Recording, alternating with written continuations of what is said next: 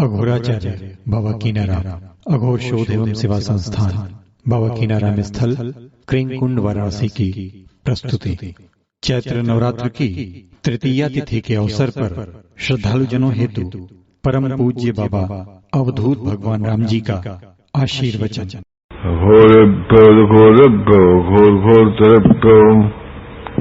सर्वसर्वाभ्यो नमस्ते रुद्रपां तृप्सां विद्महे महादेवां धीमहि तन्नो रुद्रः प्रचोदयात्। आदरणीय माताएं, प्रिय हमारे स्वजनजन, जिज्ञासु बंधुओं, कितना हमें जिज्ञासा है, पिपासा है, ये हमें अपने आप पर निर्भर करता है। जब तक किसी चीज के लिए जिज्ञासा न हो, जबरदस्ती की जाए, तो वो समान रूप से अपने आप को पकड़ नहीं पाता है मनुष्य। कि मनुष्य का मन इतना चंचल है, इतना चंचल है कि वह मन बिल्कुल बेमन का है।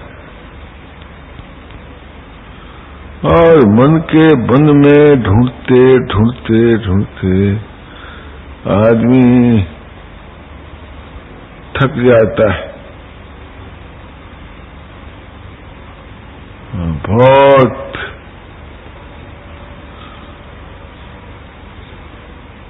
ये भी एक छोटी छोटी हम लोगों का घर अपनी देवियां हैं, शक्तियां हैं, जिनको हम बहुत उपेक्षा करते हैं। उनकी तरफ हमारी दृष्टि भी नहीं जाता होगा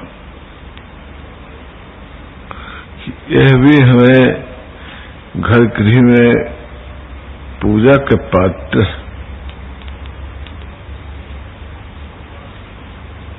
और इनकी पूजा से हमें क्या मिलेगा? संतुष्टि मिलता है, पुष्टि मिलता है। जब चित्त संतुष्टि पुष्टि की प्राप्त होता है तो अच्छे जिज्ञासा होता है। यह देवता कौन है? यह भी एक पोतन है, झाड़ू है। हरेक राष्ट्र के हरेक के गृह में यह पाए जाते हैं।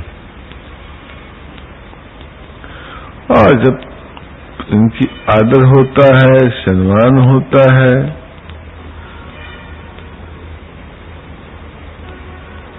तो सील से जट्टा चक्की तक हमें पुष्टि देते, संतुष्टि देते, साथ ही तृप्ति भी देते हैं, जिसके कारण हम बहुत अतृप्त घूमते रहते हैं।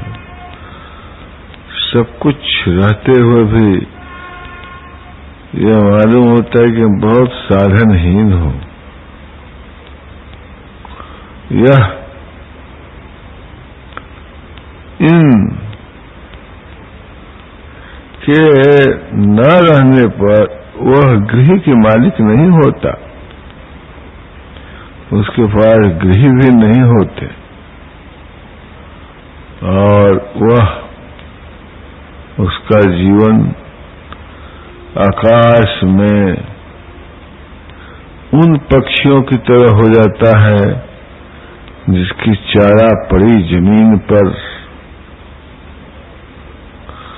आखिर आकाश में घूमते घूमते थक कर अपनी अन्न और जल के लिए उन्हें जमीन पर ही उतरना पड़ता है। आकाश में उन्हें कुछ नहीं मिलता, चाहे वह परम सिद्ध हो, चाहे वह महान परम पर वाला पक्षी हो, और चाहे कोई भी उड़ता हो आकाश तत्वों में, जब तक इस पृथ्वी की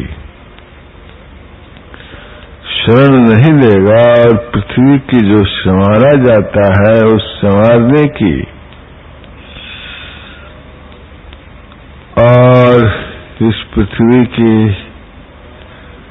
सुंदर शोभाएं मनाने की जो यंत्र है, उन यंत्र का उपेक्षा होगा तो क्या होगा? फिर कूड़ा करकट लग जाता है, वहां पर नाना प्रकार की व्याधियां उत्पन्न होते हैं, नाना प्रकार की वहां कलेश उत्पन्न होता है।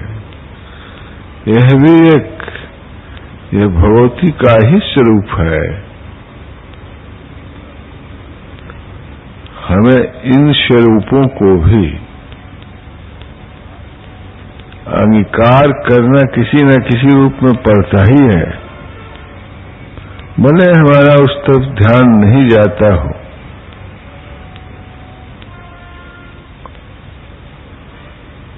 जैसे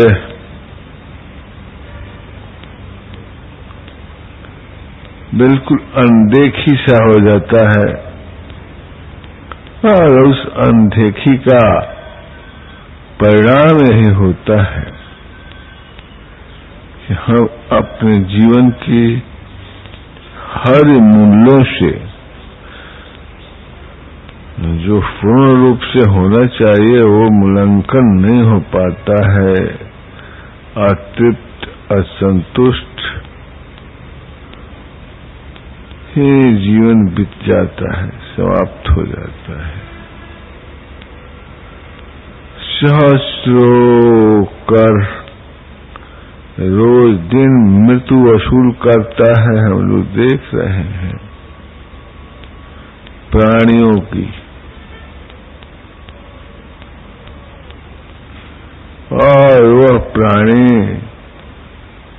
जिनसे हमें बहुत से कभी सदमा चढ़ा था, कभी प्यार हुआ था, कभी स्नेह हुआ था, वो भी हमारे बीच से चले जाते हैं। अलग उनकी रास्ता है जहां जाने की, और अपने आप भी हम लोग चले जाते हैं। तब वह कौन क्षण आएगा जिस क्षण में वह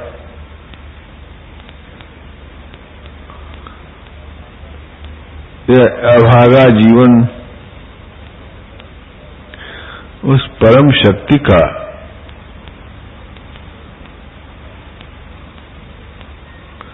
आराधना कर सके और उन आराध्य को अपने आप में साध सके और उस साध्य को से अपने जो असाध्य होने वाला जीवन है उससे अपने आप को बचा सके।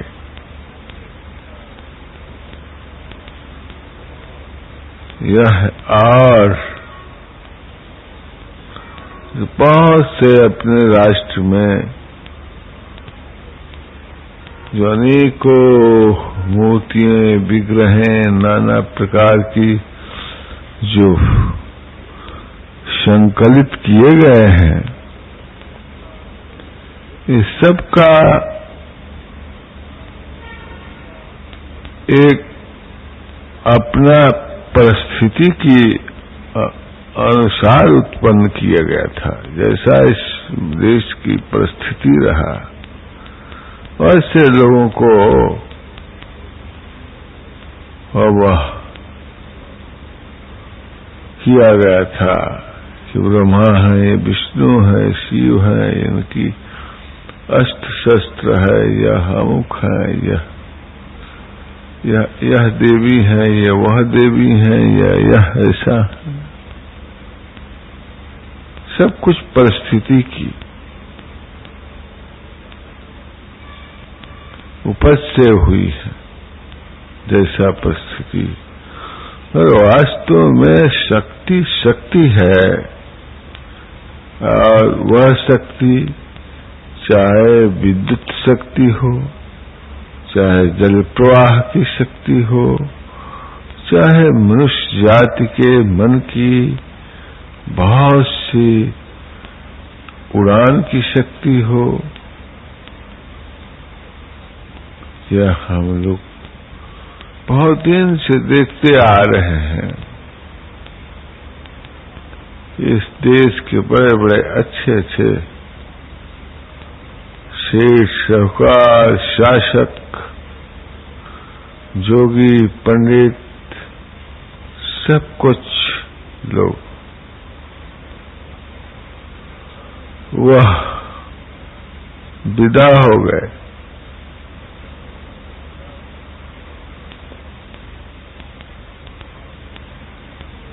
और अनेकों तरह की अपने समय और अपने काल में परिस्थितियों की जन्म दिया, और वह परिस्थिति बना, बिगड़ा, नष्ट हुआ, यह सब कुछ कैसे हो जा रहा है, यह हम लोग देख रहे हैं। यह उसी शक्ति का एक चिन्मय रूप है, जो अचिंतनीय है, जो चिंतन से भी बहुत दूर है।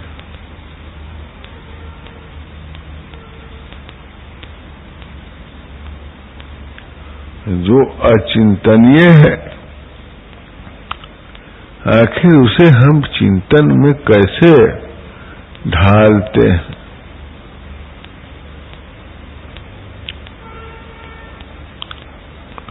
और उसकी क्या माध्यम है? यह सब कुछ यह झूठा ही झूठे है कि कुछ सच भी है तो वो कैसा सच है, यह हम सबको मालूम है। एक पोतन से लेकर एक झाड़ू तक, घरों में, गृहों में, उन पात्रों तक जिसमें वैश्वानर के लिए आहुति बनते,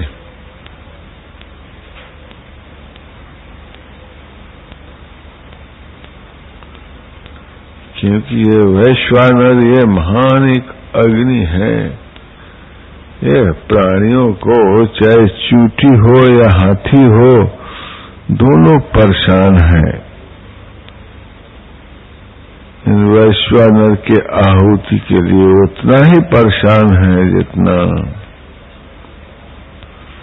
एक कोई बड़ा आदमी हो या एक कोई बहुत रास्ते पर के चलने वाला लोग हो।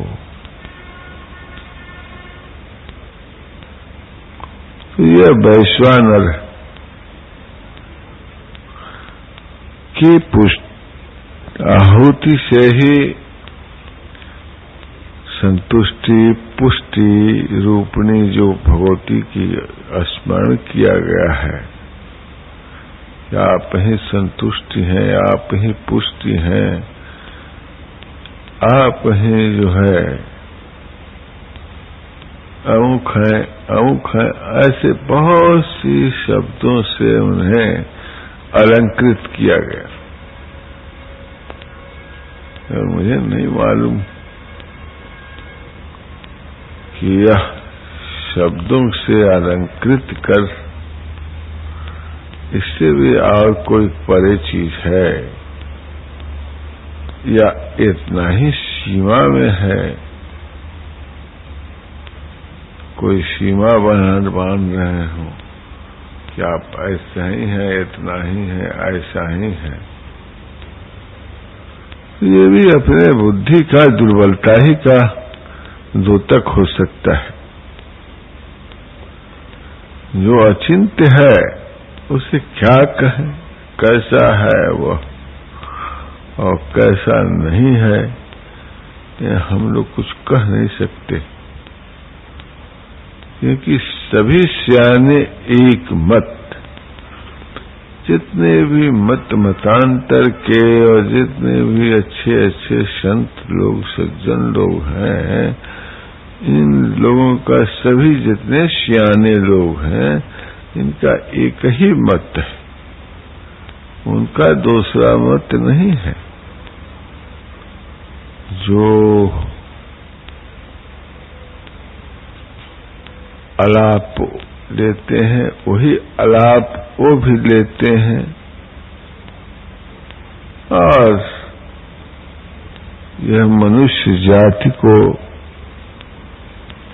हर तरह से समझाने की कोशिश की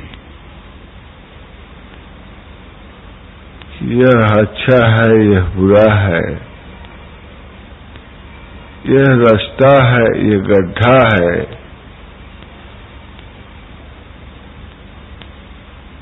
फिर भी ऐसा संग दोष है कि संग दोष के कारण जल्द से जल्द वह लगता है संग दोष, बहुत जल्द संग दोष लग जाता है, और इसी संग दोष के कारण जीवन जो है जर्जर हो जाता है। और बड़ा ही आशा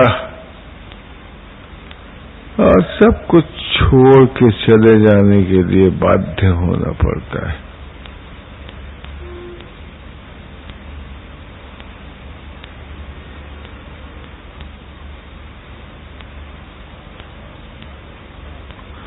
और साथ ही साथ जो महापुरुष हैं, सज्जन हैं, संत हैं, उनका कुछ कहानियां होती,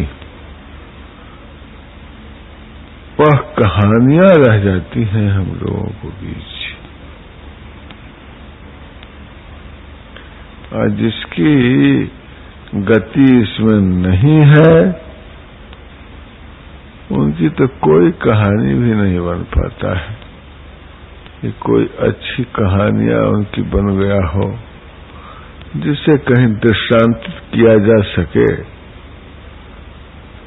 और उस दृष्टांत से किसी भी मनुष्य जाति को उसको जगाया जा सके। क्योंकि महामाया की जो मोह का निद्रा है वो तो विष्णु ऐसे व्यक्ति को मोहित कर रखा था जो क्षीर की सागर में सोया रहता है। क्षीर की सागर तो जननी का वो वग स्थल ही है।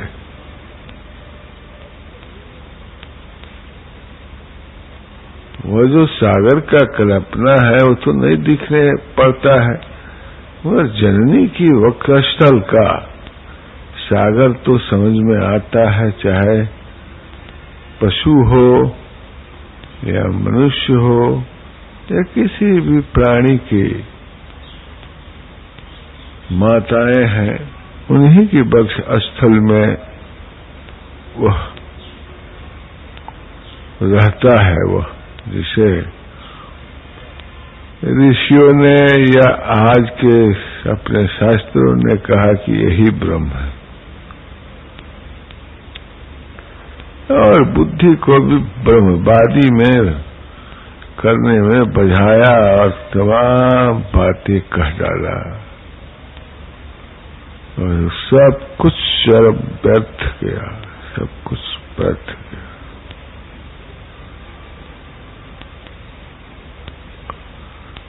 सभी को,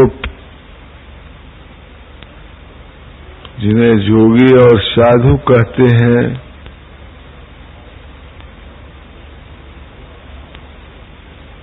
वो कहा कि हमें तो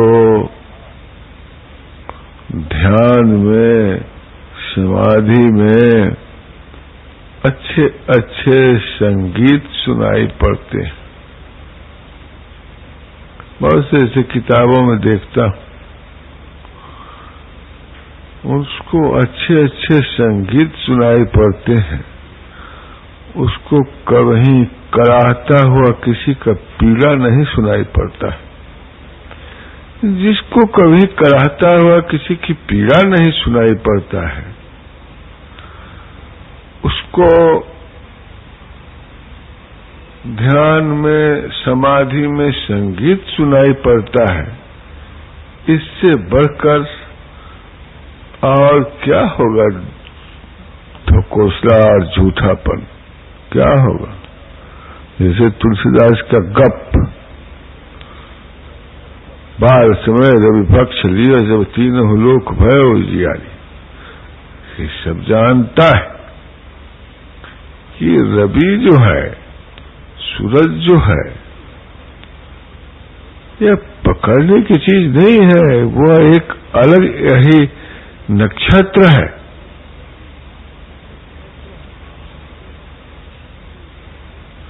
तो कवि की उड़ान, कहानियों की कहानियों परम सत्य को आपको नहीं बता सकता है बंधु।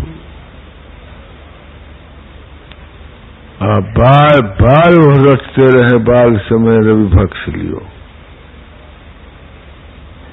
यह आप नहीं जानते हैं कि वह समय, वह काल जिस वक्त ये लोग ये किताबें रच रहे थे, उस वक्त कैसी परिस्थिति था, कितना अज्ञानता था, कितनी शिक्षा की कमी थी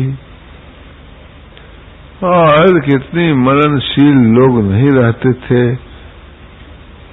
उनके बीच यह सब कुछ कह दिया गया, ये वैसे है, वैसे है, वैसे है।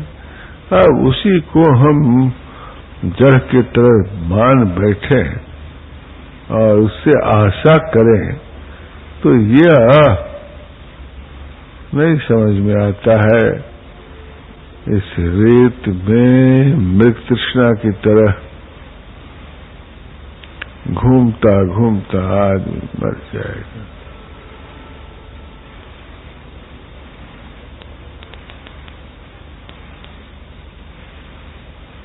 वह समय और काल आपका देश का आज से 200-300 वर्ष पहले न यहाँ कोई साधन, रोड, रास्ता, पुल, नदियों में बहुत बाढ़ आया करते थे, नगरे सब नदी के किनारे बसते थे, हर एक गांव में कुआं नहीं होता था। ये सब इतिहास कहता है। और यहाँ लूट खसोट, कोई शासन नहीं, कभी पिंडारे लोग, कभी कहीं, कभी कोई, एकदम पिशाच की तरह लोग विचरते रहते थे। और तो और कई परिस्थिति थी जो आज हमें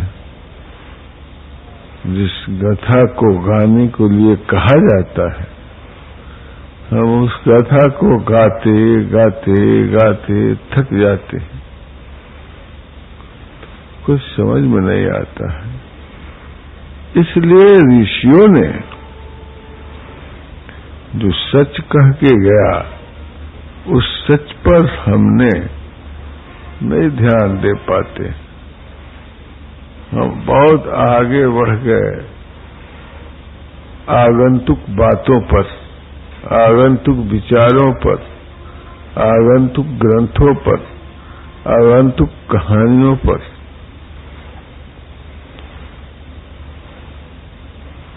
और इसी का यह परिणाम है कि हमारे बुद्धि में यह नहीं प्रवेश कर पाता है, नहीं समझ पाता।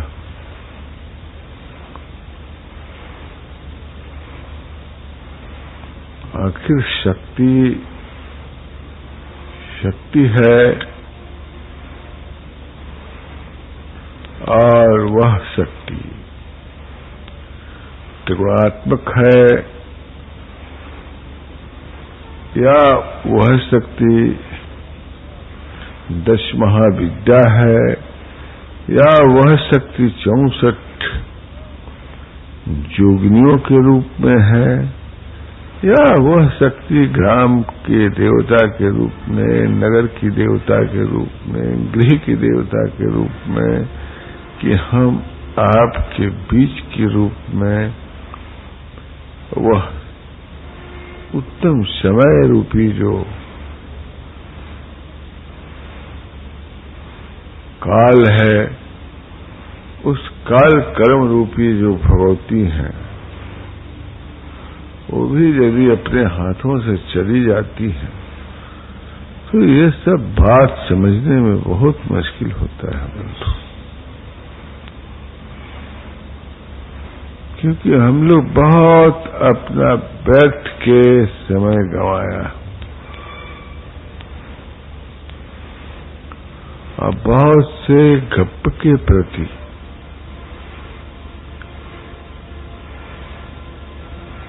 उसे ही अपना धर्म मान बैठा और उसे ही धर्म मानकर कर्म भी मान बैठा। तो मैं तो आपसे यही आशा करूंगा कि आप भी इस बात को अवश्य समझेंगे, क्योंकि वह काल था। अभी मीरा जी के वक्त तक साधु सन्यासी के रूप में हो जाना, किसी स्त्री को ईश्वर के प्रति अनुराग होना, सजा भुगतना पड़ता था। किसी और लोगों को यदि ईश्वर के प्रति कुछ चर्चा करने का अधिकार नहीं हुआ करता था, और उसका परिणाम ये हुआ कि हम लोग एक ही लोगों के ऊपर निर्भर रहे और वह लोग सब समेट कर अपने में रहने लगे और उस समेट से बहुत से लोगों को तक हमारा न शास्त्र की सच्चाई बताया गया और न उन ऋषियों की, उन मुनियों के, उन संतों और सज्जनों की। अरे इस देश की स्वतंत्रता का पहले क्षेत्र में जो संत महात्मा हुआ करते थे, उन्हें भी अपने पुस्तकों में शामिल की जाता था। बच्चों को पढ़ाने की एक तो सब छिप छिपा के होता ही था वह, क्योंकि जमन लोगों के वक्त तो बहुत समस्या था। उस वक्त तो कहीं खोल नहीं सकते। ब्रिटिश के आने पर थोड़ा सा आपको राहत मिला, तो उस वक्त ऐसा कुछ माहौल रहा कि गीता रामायण की बात करते करते कोक शास्त्र की कहानियां शुरू हो जाता था। आज भी देखता हूं इस पर्व पर लाउड स्पीकर बजते हैं, गीत होते हैं, नृत्य होते हैं। यह इसलिए उद्देश्य होता है शक्ति की उपासना के उद्देश्य, और न कि कोक शास्त्र की कहानियां सुनने सुनाने के लिए होता है। एक अजीब सा माहौल में फल बेचने वाले का याद है कि वो बार बार कहता था कि बम्बईया आम है। उसका अलग ही स्वाद है, अलग ही नस्ल है। वहां की जो लोग हैं उनकी अलग ही वेशभूषा और रहन सहन है, ये सब कुछ क्या हमारी संस्कृति की देन है? क्या यही सब सिर्फ प्रधानता को प्राप्त कर रहा है? यह सब कुछ देख देख कर बड़ा ही अजीब लगता है बंधु, जीवन में अजीब लगता है। अच्छा, जो कुछ भी होने वाला है उसे हम लोग कोई रोक नहीं सकते, होएगा ही। जो कुछ नहीं होने वाला है उसे हम भी नहीं रोक सकते। यह तो वही कर सकता है जो अघटित को घटित करे, खाली भरे भर ढरकावे, फिर चाहे तो फिर भरे। ऐसे परिस्थिति में हम लोग जिस ईश्वरवादिता की दुहाई देते हैं, जिस परम सत्य की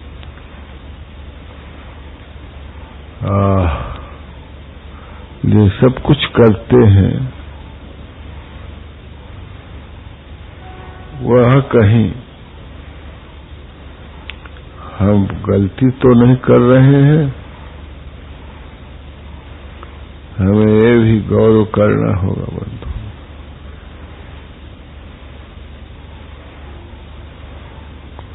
क्योंकि हमारा असफलता का आखिर कारण क्या है?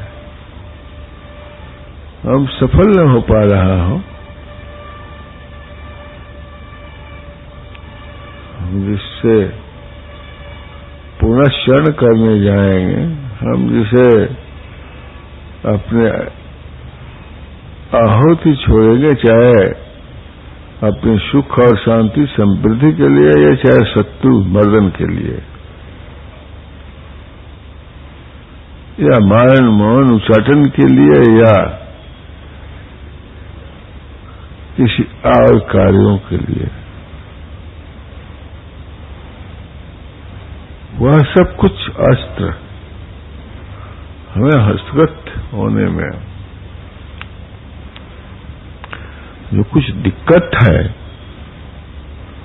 वह हमारा अपना व्यवहार करता है, न कि भगवती भवानी चंडिका या इस परा प्रकृति की तरफ से। तो यह बात हम नहीं समझ पाता हूं, किधर से कैसे जोड़ दिया जाए उसमें तारतम्य, और उस तारतम्य जोड़ देने से सब कुछ संचालन होने लगता है यंत्रवत, और अचानक हो जाए काकतालीयत, ये तो उसकी फुर्ना पर निर्भर करता है, कैसे किसके चित्त में क्या फुर रहा है।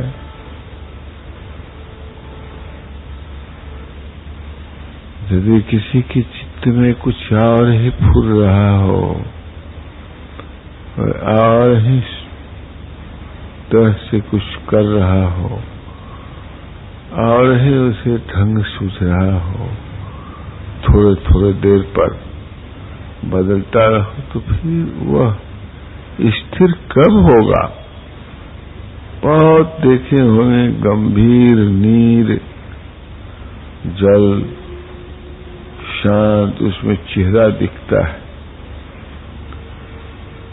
चाहे एक आदमी वहां खड़े हो या चाहे 100 आदमी, और उसमें एक छोटी सी कंकड़ी फेंक दें या ट्रेन, तो उसमें अल्फा उठने लगता है, लहर उठने लगता है, एक छोटी सी इतने बड़े शरीर से फेंक देने से। इसी तरह से यह चित्त में, शांत चित्त में ऐसी कोई बात यदि फुरा, तो फिर उसमें वह अपने चेहरा नहीं दिख सकता, बहुत बहुत मुश्किल हो जाता है। फिर तब स्थिर करना पड़ो, फिर परिश्रम करो, फिर परिश्रम करो, और नहीं तो प्रथम दिन ही यदि ऐसा हो गया, स्वच्छ निर्मल शांत नीले आकाश की तरह वह नील तालाब में या थाली में जैसे हो, और उसमें कोई कंपन न हो, तो अपना स्वरूप अपने आप दिख जाता है, और अपनी ही स्वरूप वह शक्ति का भी स्वरूप है। क्योंकि हमें जिसे जिज्ञासा है,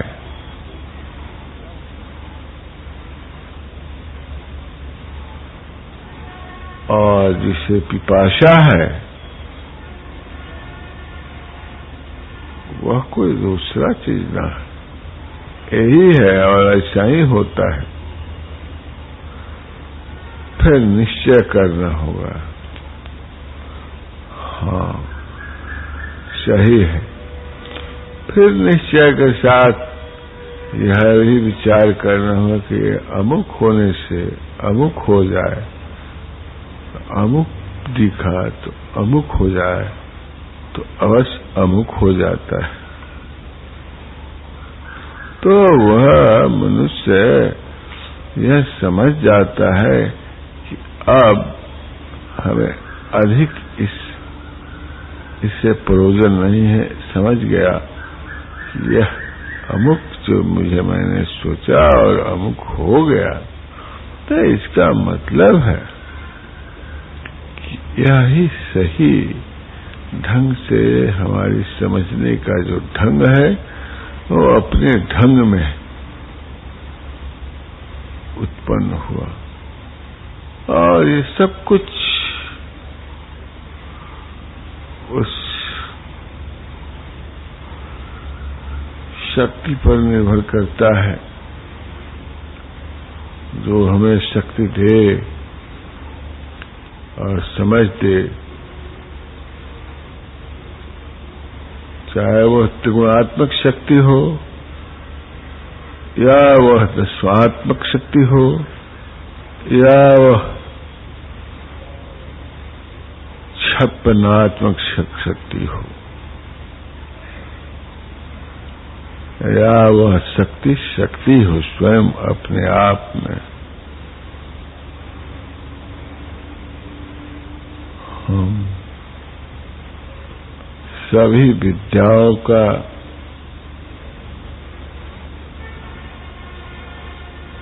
अच्छे तरह से उसका रहस्य को जानेंगे। इसका यही रहस्य है, और जो है, और तो यह प्रपंच गाथाएं कहा गया है,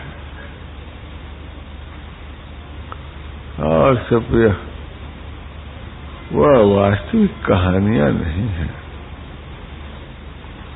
जिस कहानियों को कहकर हम अपना कल्याण कर सकूं और अपने सभी बंधु बांधवों को, शुभचिंतकों को, अपने जिज्ञासुओं को कल्याण कर सकें, तो परम जिज्ञासु बंधुओं, तो मैं तो आपसे यही निवेदन करूंगा। इस पवित्र पर्व के आज तीसरा दिन है, और आज ये महाकाली, महालक्ष्मी, महासरस्वती, ये महाकाली का जो आकाश स्वरूपा है, कल्याण स्वरूपा है, जो पवित्रता की मूर्ति है, जिन्हें किसी से कोई पक्षपात नहीं है, वह हिंसक अस्त्र नहीं रखी हुई है, वह तो अपनी थोड़ा सी जीव को सामने मुस्कुरा दें तो जीव को अपने फांस में फांस सकती है, बांध सकती है, मोहित कर सकती है। वह शक्ति का यह तीसरा दिन है। अब कल से प्रारंभ होने वाला है महालक्ष्मी। यह कौन है? यह सभी को विदित है। कितना चपला है, कितना पक्षपाती है,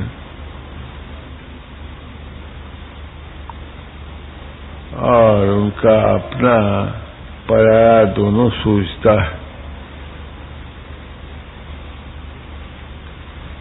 यह शक्ति को न अपना कोई और न पराया सोचता है, सब पर समान दृष्टि रखने वाली, सबको समान शक्ति प्रदान करने वाली और सभी को समान रूप से यह पूजने वाली होती है, पूजाने वाली नहीं।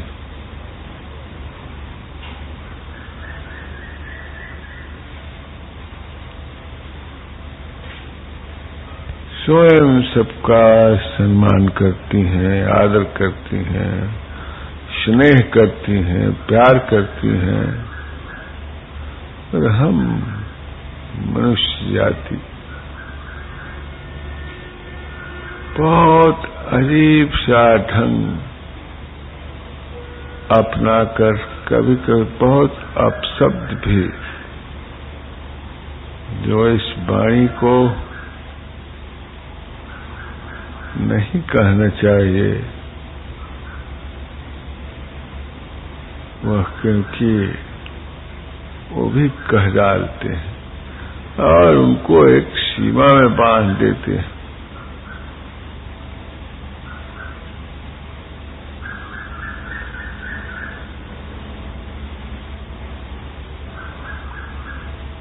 ऋषियों ने उन्हें समझा था, उन्हें यंत्र के रूप में देखा था, और यंत्र है भी। आज हम सब मनुष्यों के उस यंत्र के प्रति किसको न अनुराग है? हर जीव को,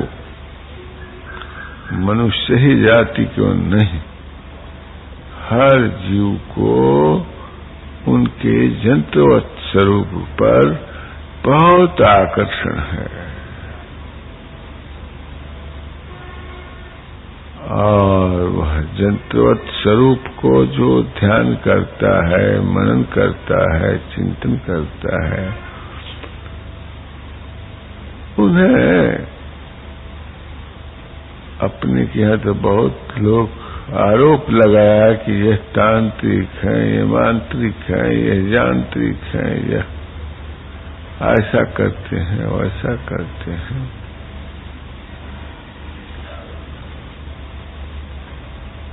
मगर मैं जानता हूं कि कौन सी ऐसी मनुष्य है जो कि उस यंत्र से मार्ग से न गुजरा हो, और कौन से ऐसे प्राणी है कि जो न गुजरा हो, और कौन सी ऐसे इस पृथ्वी पर प्राणी है जो जिनको उसके प्रति आकर्षण न हो।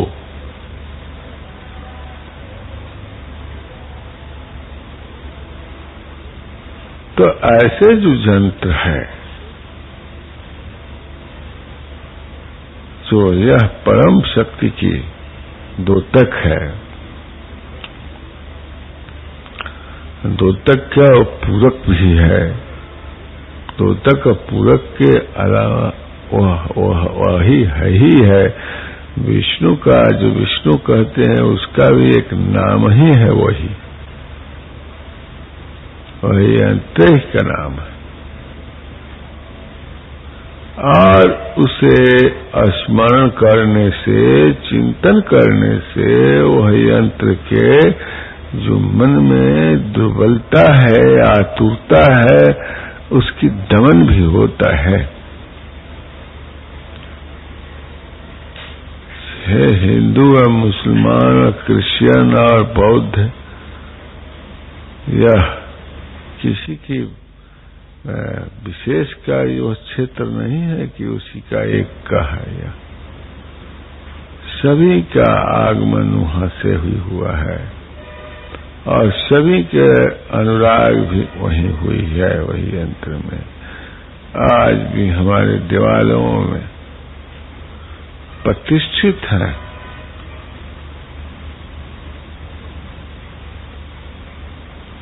ये हम सब जानते हैं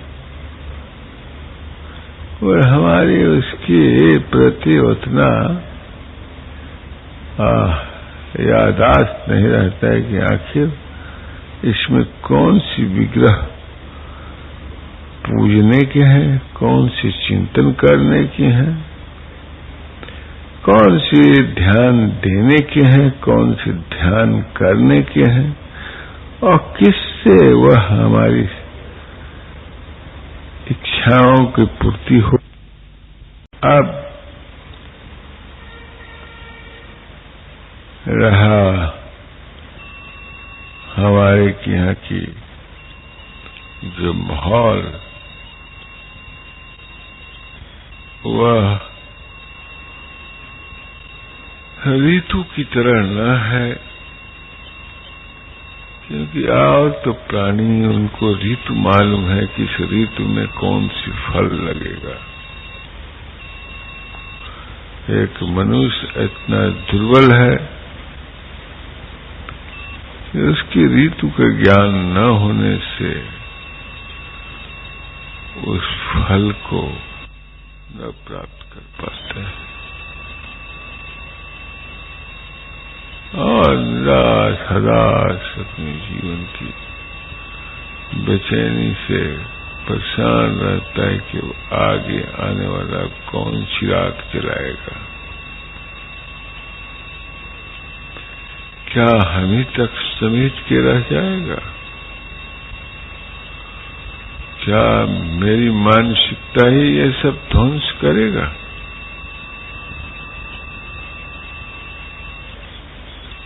क्या मैं जिस माहौल में है वह सबको मानसिकता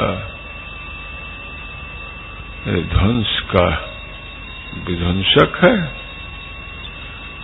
या इन लोगों का सबके मानसिकता बहुत सुंदर, चेतन और सबल है? तो हे बंधुओं, हमें इस पवित्र पर्व के अवसर पर उस यंत्र के बारे में, हम जिस नाम से लोग बुलाते हैं, जानते हैं, हम उसे नहीं कह सकता हूं, क्योंकि यह भीड़ की बातें नहीं है। इसे गोपनीय है, क्योंकि मंत्र, मैथुन, मुद्रा, ये सब बहुत गोपनीय रखा जाता है। हालांकि सब कोई जानता है, सभी जानते हैं, जो जिज्ञासु हैं उन्हें पूरा ज्ञान है उसके, उन जिज्ञासु कि ऐसे का ध्यान, ऐसी की पूजन, ऐसी की चिंतन भी हमें और हमारी इस कार्यों की, जिस कार्यों में लगे हैं, उस कार्यों की सफलता में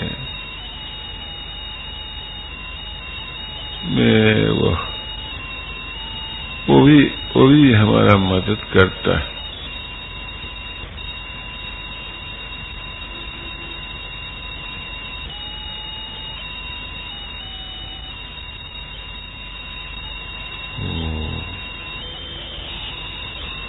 हम सब इस पवित्र पर्व के अवसर पर अब जिन त्रिगुणात्मक शक्ति की उपासना में लगे हैं,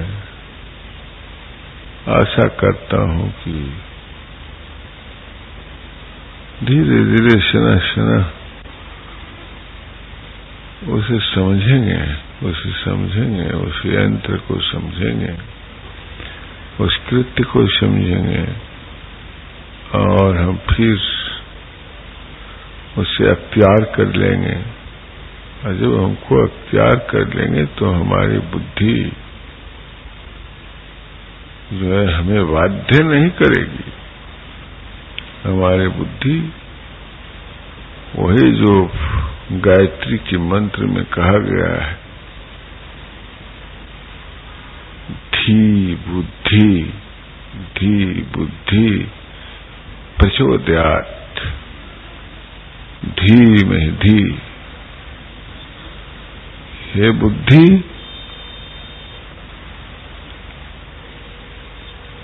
तुम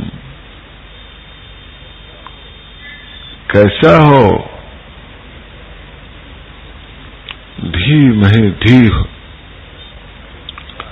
और प्रचोदयात् बुद्धि, उसी बुद्धि को ही पूरा गायत्री का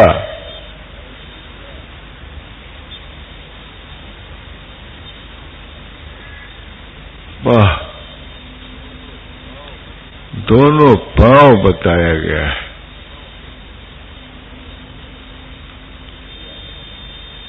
धिया तो यह ऐसे तो रटने को रट डालता है, यह नहीं समझ पाता है कि यह धी जो है बुद्धि,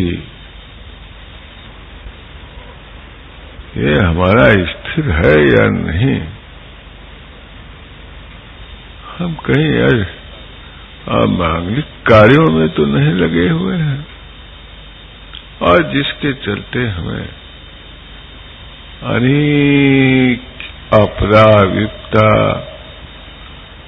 के सामना करना पड़ता है,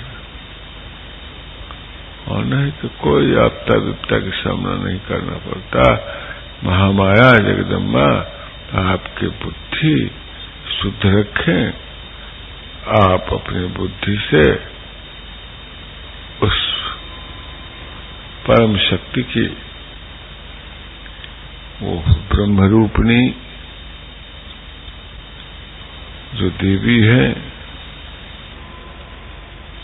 उन्हें आपकी हर आलाप में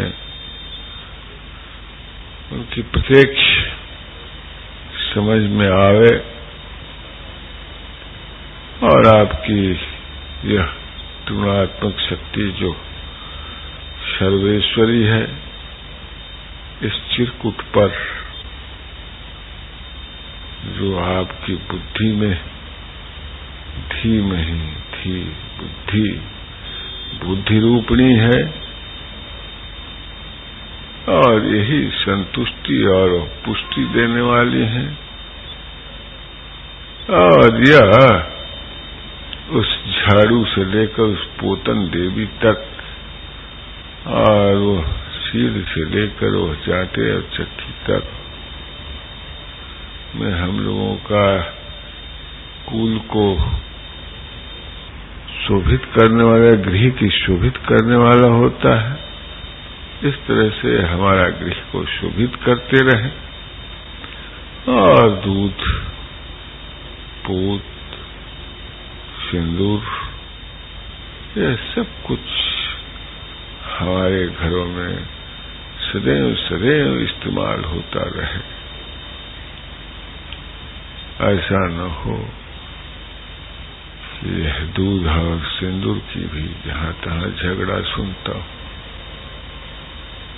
बहुत लोग बाप और बेटा, अरे राम ऐसा व्यक्ति जो है वह सिंदूर था और वह युद्ध करना शुरू किया था। वो समय तो बहुत खराब था बंधु।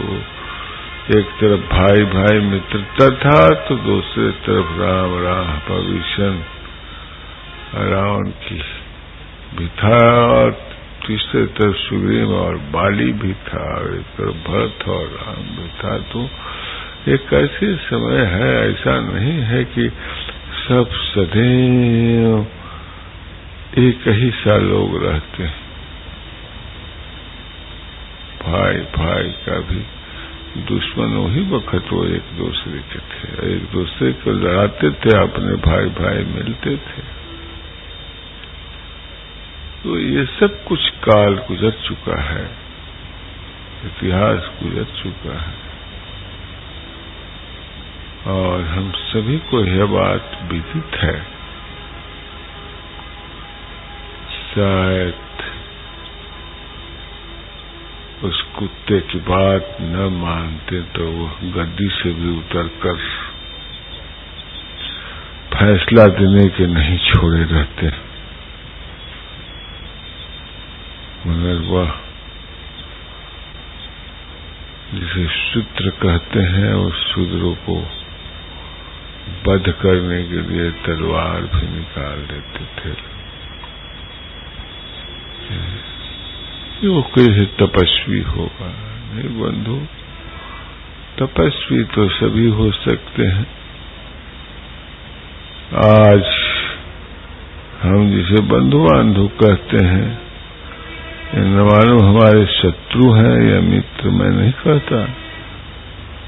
बहुत से घरों में शत्रु जो है मित्र होकर जन्म ले लेते हैं, और लेकर फिर उस कुल को बिल्कुल कुलघाती हो जाते हैं, और कुल को नष्ट करके दम धरते हैं। फिर वो कुल अकुल हो जाता है, व्याकुल हो जाता है, और वह कुल ध्वंस हो जाता है।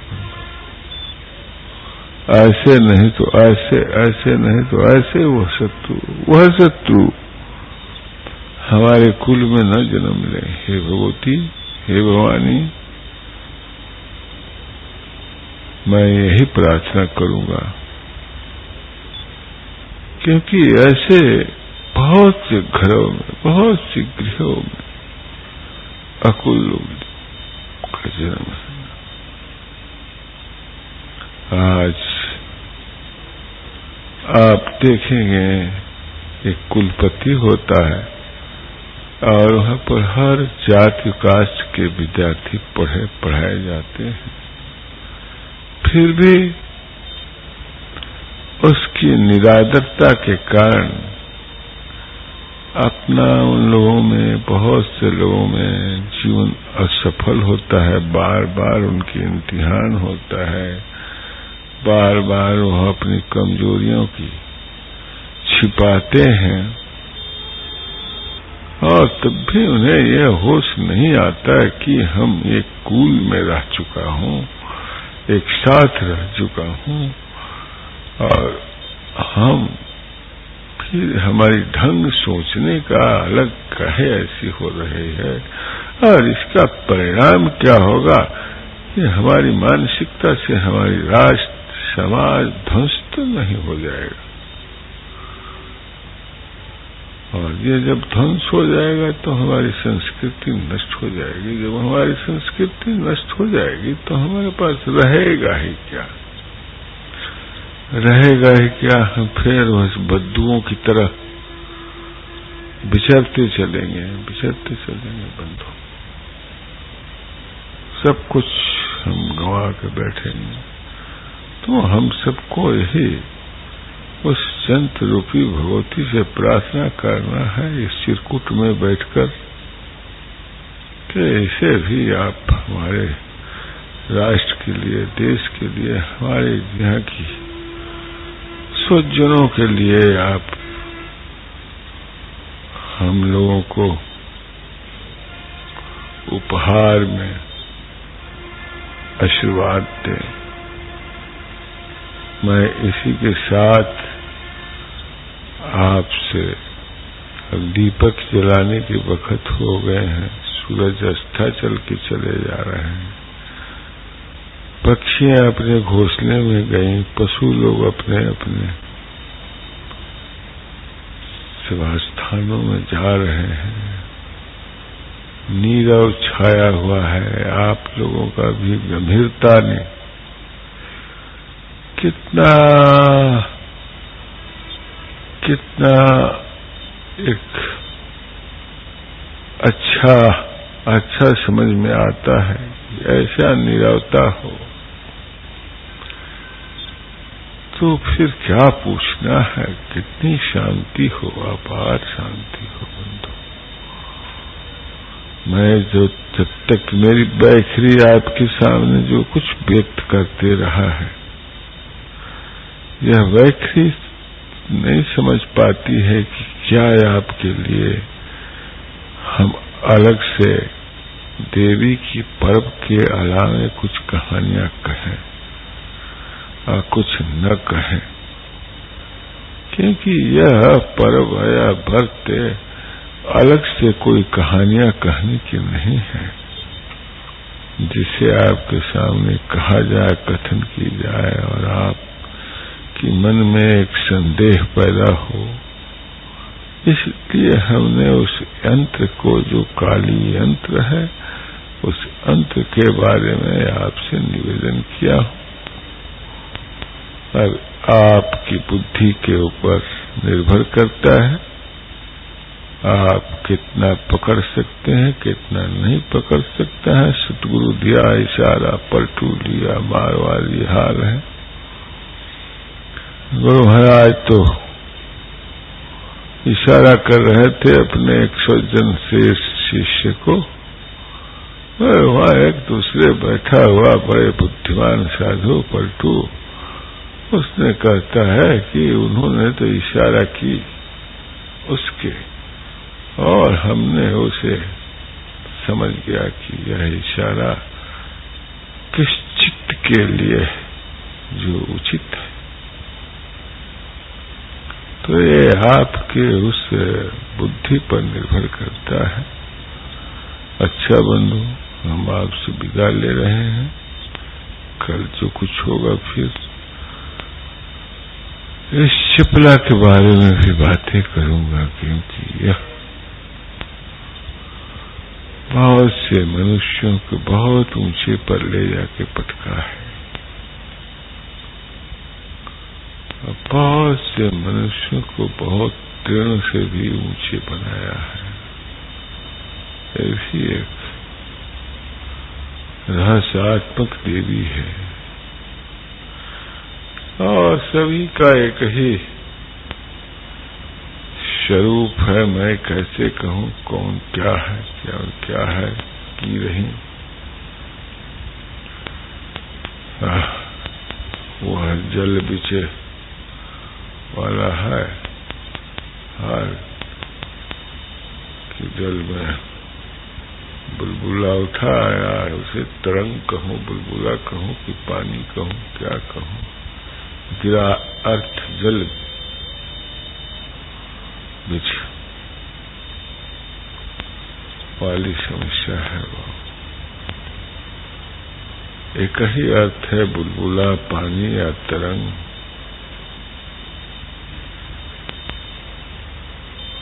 उसको भिन्न भिन्न रूप में आपको भिन्न भिन्न ढंग से कहने में भी लज्जा आता है, नहीं कह सकता, शर्माता हूं। फिर भी मैं सोचता हूं कि जो जिज्ञासु है उस बात को पकड़ेंगे, समझ जाएंगे और उस तरह से उस आराधना के प्रति उनमें अनुराग होगा। तो आपसे मैं विदा लेता हूं। गिरा अर्थ जल बीर सम कहत न भीन न भीन। तो आए हम लोग प्रार्थना कर समाप्त करेंगे। हर हर नमः पार्वती, नमो शक्ति, नमो शक्ति। शक्ति नमो शक्ति नमो शक्ति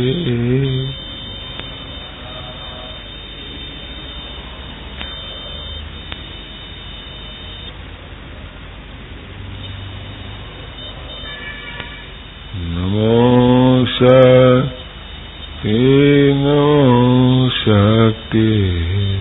नमो शक्ति नमो शक्ति नमो शक्ति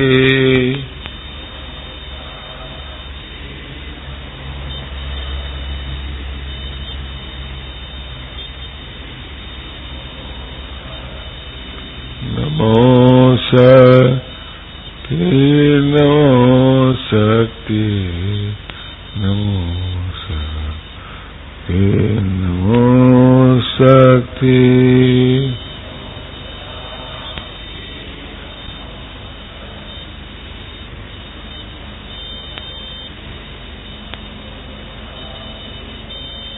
नमो काले नमो काले नमो काले नमो काले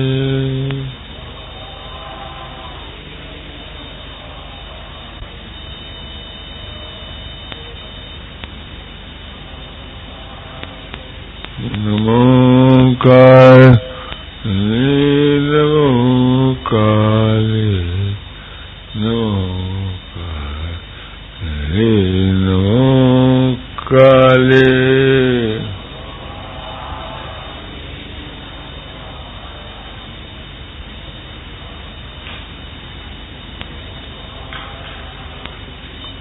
नमो दुर्गे नमो दुर्गे नमो दुर्गे नमो दुर्गे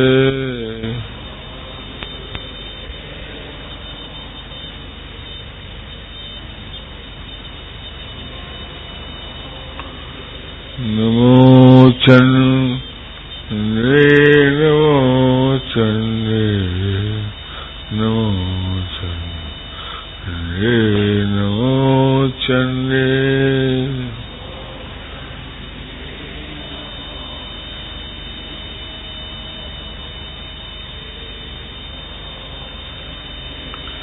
नमो तारा नमो तारा नमो तारा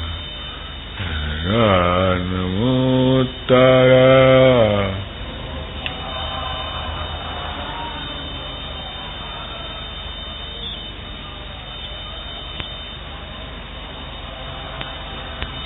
नमो शक्ति नमो शक्ति नमो शक्ति नमो शक्ति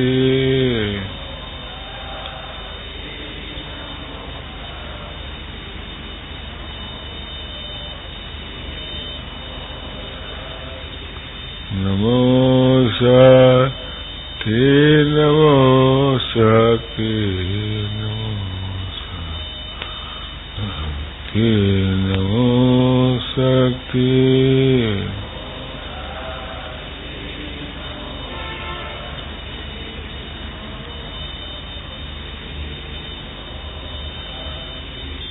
नमो शक्ति नमो शक्ति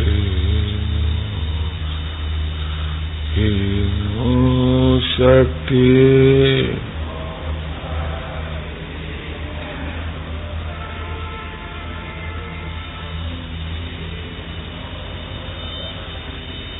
हर हर नमः पार्वती।